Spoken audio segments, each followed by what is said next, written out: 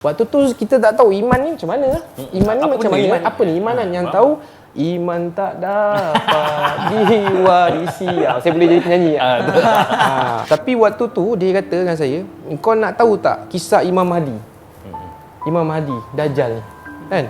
Kalau kau nak tahu, kau kena keluar 4 bulan. Kau akan dapat nombor telefon Imam Mahdi. Benda bunyi macam kelakar kan? Yalah, betul kan? Betul. Tapi benda yang spark saya lagi bang, bila kita duit ada semua kan, tapi kita kata kehidupan kita ni kosong. Dia lepas tu yang menyebabkan saya betul-betul langgar je tu, bila keluar 3 hari tu kan, dah kena tashkil, dah kena nasihat kan, kita kejar dunia.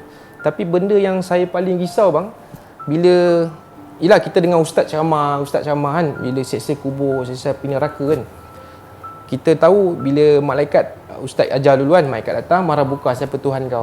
Kita boleh jawab kan. Tapi bila ustaz bagi tahu, yang jawab tu adalah iman kau dan amal kau. Waktu tu kita tak tahu iman ni macam mana. Iman ni macam mana? Iman? Apa ni imanan? Yang tahu iman tak dapat diwarisi. Saya boleh jadi penyanyi. So kita tahu iman kan. So, kita faham. So kita dah sampai satu level, satu umur ni, memang kita kena fikir lah benda tu. Zaman kita muda memang benda tu kita tak fikir kan. Tapi bila dah umur meningkat 30 kan, betul. kawan-kawan pun ada yang Allah Ta'ala dah ambil.